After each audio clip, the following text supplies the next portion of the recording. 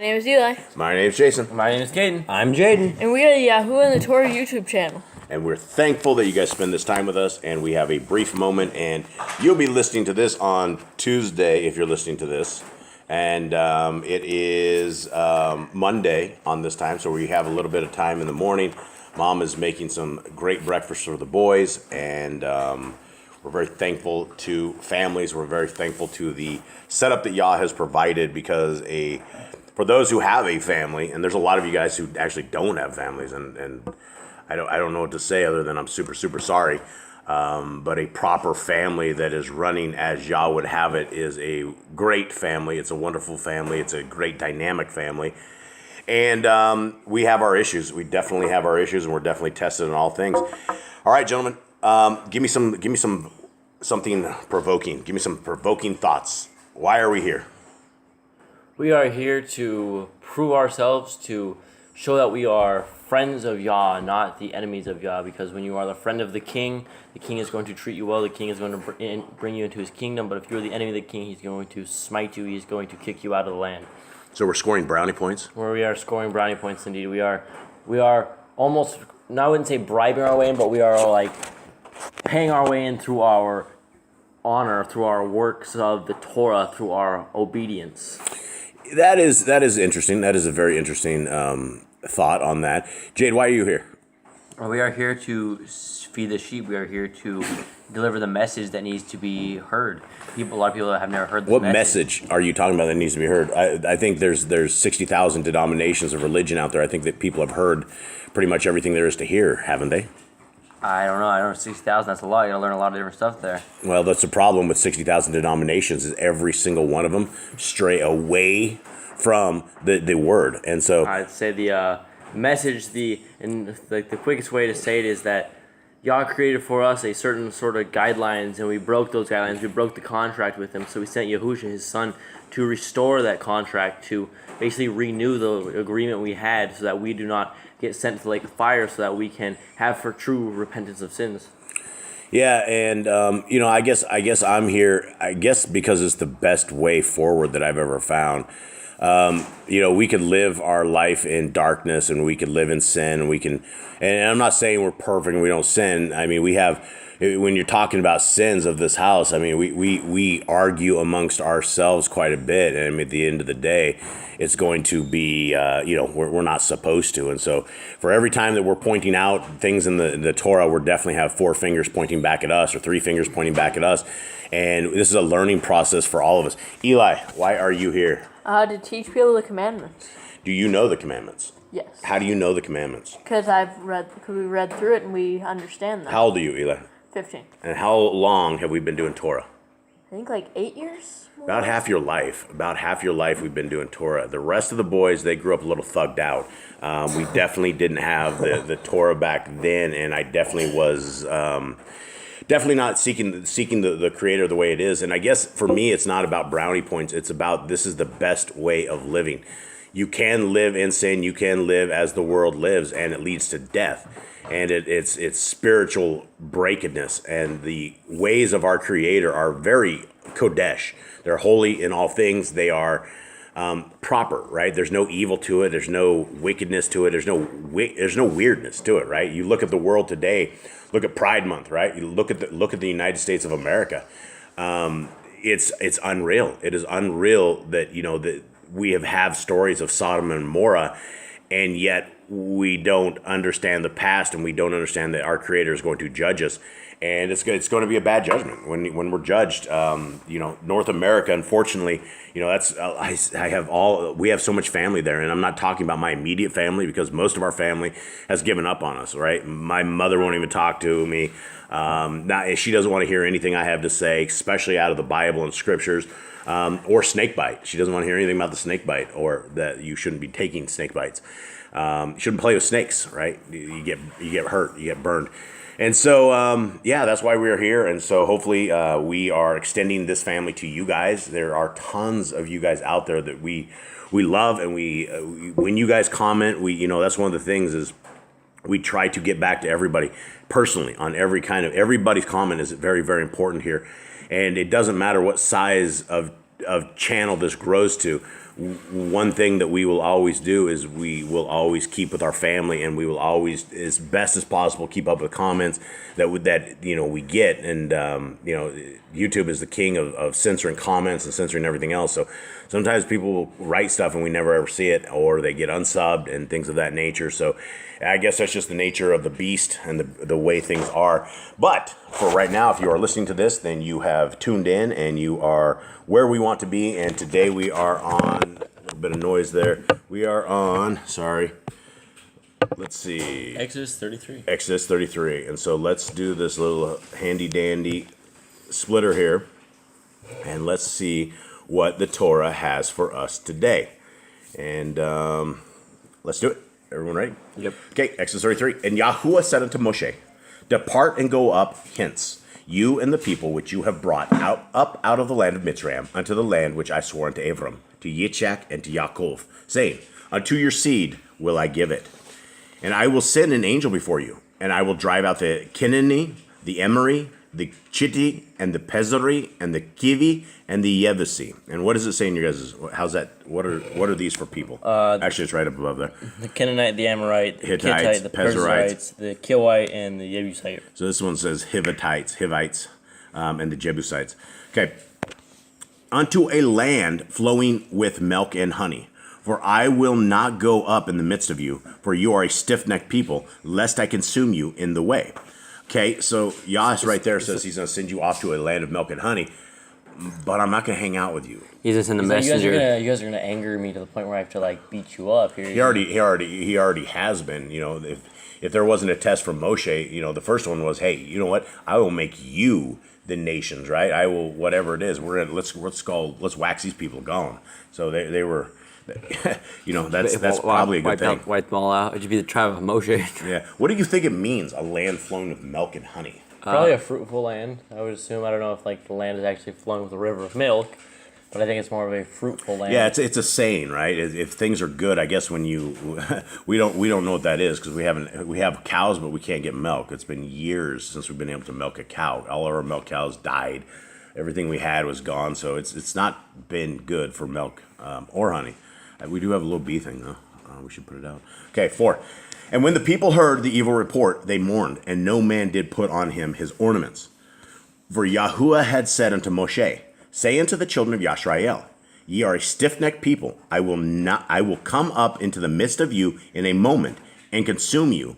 Therefore now put off your ornaments from you, that I may know what to do unto you. What are we talking about here? What are ornaments? I think this was the... Take off your ornaments. What are ornaments? Is this some Egyptian stuff? I think it was their jewelry and everything. I think it was all their... They were all the pagan wear they were wearing. Yeah, we didn't have any commands that they should put on some sort of ornaments or some sort of decor or anything. I don't think the Levites quite had their stuff yet. But all the Levites, I don't think, would have bells and all that jive as well either. I think that would only be the priests and things. Yeah, so they must have been the crazy jewelry they had. Yeah, so go take off your ornaments. Okay, 6. And the children of Yisrael stripped themselves of their ornaments by the Mount Korev. And Moshe took the tabernacle and pitched it without the camp, afar off from the camp, and called it the tabernacle of the assembly. And it came to pass that everyone which sought Yahuwah went out unto the tabernacle of the assembly, which was without the camp. Okay, so this is interesting right here. So Yah, basically, after the whole golden calf thing, he didn't want to be with the people exactly, and so he created a camp afar off, right? So that's not a great thing, right? If your commander in chief is already so fed up with you that he doesn't want to be in your midst. It's a bad sign. It's kind of like this was supposed to be a huge marriage ceremony, right? They were supposed to be united with Yah. And they went and cheated on him when they did the calf, even out of their unknowledge. They still went and cheated on him, and basically just I'm going to separate myself from you guys for a while. I don't know what to do with you guys. And Aaron wasn't man enough to step up to this and guide these people in the right way. So like Yah said, Aaron was the priest and Moshe was the leader. So. Aaron just went along with the flow because he was scared. He was scared of what they were going to do to him. Okay, and 8. And it came to pass when Moshe went out unto the tabernacle that all the people rose up and stood every man at his tent door and looked after Moshe until he was gone into the tabernacle. And it came to pass as Moshe entered into the tabernacle, the cloudy pillar descended and stood at the door of the tabernacle, and Yahuwah talked with Moshe. So Moshe goes out there. This would be quite the sight, right? Moshe goes out there, goes in there. All of a sudden, a cloud comes down, covers the top of it. Cloudy pillar of all things, right? It would be standing straight up. 10. And all the people saw the cloudy pillar stand at the tabernacle door, and all the people rose up and worshipped, every man into his tent door. And Yahuwah spoke unto Moshe face to face, as a man speaks unto his friend. And he turned again into the camp, but his servant Yahushua, the son of Nun, a young man, departed not out of the tabernacle.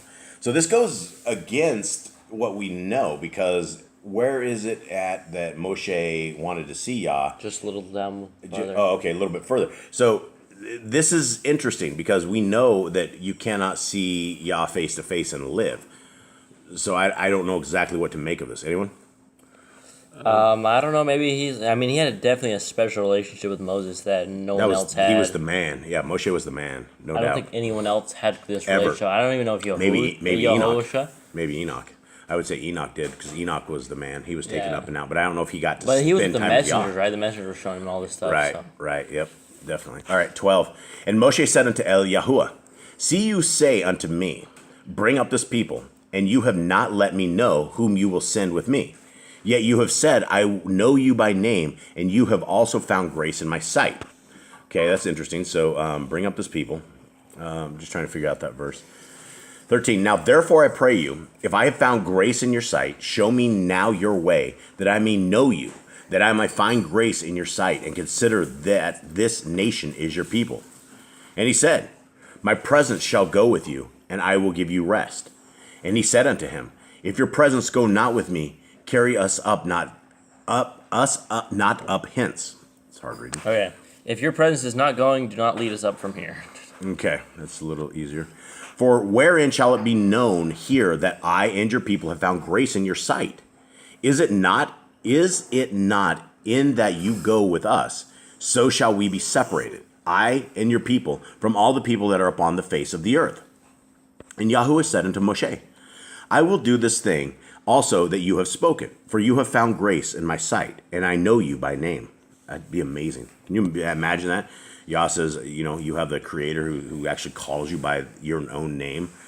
And that probably wouldn't even be your name, right? I mean, whatever our real names are, I don't know if that would be, our heavenly names. I don't know. I have no idea. Okay, and he said, I beseech you, show me your glory. And he said, I will make all my goodness pass before you, and I will proclaim the name of Yahuwah before you, and will be gracious to whom I will be gracious, and will show mercy on whom I will show mercy. And he said, you cannot see my face, for there shall no man see me and live. So this contradicts what we just read. It basically does contradict it. So where it was talking up here, where is it at? There it is. Yahuwah spoke unto Moshe face to face. 11. This definitely is different than what it says on 20. Anyone know what to make of this? Maybe it's a cloud talking to him, like Yahuwah sees his face, but he doesn't see the face of Yahuwah. Mm-hmm. Well, yeah, you cannot see, and we've heard this. I don't think this is the only account that we've had where you cannot see the face of Yah and live. For there shall no man see me and live. Verse 20. And Yahuwah said, behold, there is a place by me, and you shall stand upon a rock. And it shall come to pass, while my glory passes by, that I will put you in a cleft of the rock, and will cover you with my hand while I pass. And I will take away my hand, and you shall see my back parts, but my face shall not be seen. Wow. So that's crazy. So yeah, probably in the cloud, something in the cloud. I guess when it says face to face, it's not technically face to face, because this is like the actual Yah that's coming by Moshe here. And, he has to cover him up. And I believe after this happens, he shines. He starts shining or something after this. And Moses' face starts glowing. Yeah, it starts glowing. But that's for tomorrow. So I think that's it. That's the end of today's stuff. Exodus 33. We only have like 5 more chapters, I believe, till the end of this. I think 6. Is it 6? All right, gentlemen. I hope you guys all have a good day. Everybody out there, gentlemen, I hope you guys all have a good day out there. To our families, everybody out there, we, like I've said before, we consider you guys a lot of our family, and our families that have given up on us in North America, we've gotten tons, and we have, I just a quick shout out to our friends like Shayla, the Grand, emissary of Elohim. We still love you, brother. Fearmonger, definitely Fearmonger and his wife. Shouts to everybody who's out there. Who are some people that We got Hannibal Gray. Hannibal Gray, Adiel. Adiel. We have Come on, Nicole. What do you got? Holgar. We got Holgar and Natasha. I'm putting everybody on the spot, but these are some people I'm thinking right out of the gate. Josh Rhodes, but he's on the other channel, and I don't know if he actually tunes into this channel, but you guys, we consider all of you guys family. Everybody that comments, we immediately put you guys into our family. We immediately show love, and we truly mean it. So we hope you guys have a wonderful day, and I hope your day is blessed. I hope you guys are reading the Torah. I hope you guys are not just being spoon-fed what we are giving, and it's not what we are giving. We're simply reading it. We're only parroting what is in this book. And that is, I guess, a difference between all the other 60,000 different religions out there, is there is not one religion that is just Bible believers. And some people are like, you're Hebrew roots. If you said you're Hebrew roots, that would mean some man made some religion called Hebrew roots or something of the sort. I don't know anything about that. I've never heard, I don't know it. I'm not Hebrew roots. We are Bible believers from the front cover to the end, and the extracurricular books and whatever religion that would be called. I don't know. God's people, the people that choose Yah, and he says he will choose us. The Israelites. Yeah, the Israelites, and people have laughed and scoffed at us, and they're like, ha ha ha, you think you're the Israelites, and I'm like, I don't know if I'm the Israelites, but the closest that we would have is we're trying the very best of our abilities to keep the law, statutes, and commands of our Creator, and 99% of the laws and statutes are super easy to keep. It's the ones like where we get aggressive in the house, where we unfriend each other, or we say things we don't mean and ring the bells that can never be unrung, things of that nature. And it's always a walk and it's always a path, especially in a journey where we're in such a small household that we're literally all living together, and we will be living together probably for the end of time as the world is going to the dark side completely. There's no better place that I would rather have my kids is under the wings of myself, where we are hopefully under the wings of Yah. And so with that, I guess we will bid you guys a wonderful day, and thank you guys very much for tuning in. And anything else, gentlemen? Shalom. Read your Bibles. If today's your first time ever hearing this, I suggest you guys start at the beginning of the video series or begin in Genesis 1 to begin your walk. Yeah, and we use the NIV version over here on the right. That's the version that when I was doing a lot of Bible study with, that's the version I'll use. And it's not about a single version, because every single one of these translations are riddled with errors. They're just completely jacked up. They don't have the names of our Creator and His Son right, or anybody else. But between all of them, you can get a good understanding of what it is. And then if you have to deep dive into words and things of that nature, then that's what you can do. Well, that's what it means to study the Bible. So. Yeah, absolutely. Okay, guys. Thank you guys very much for attending. Shalom.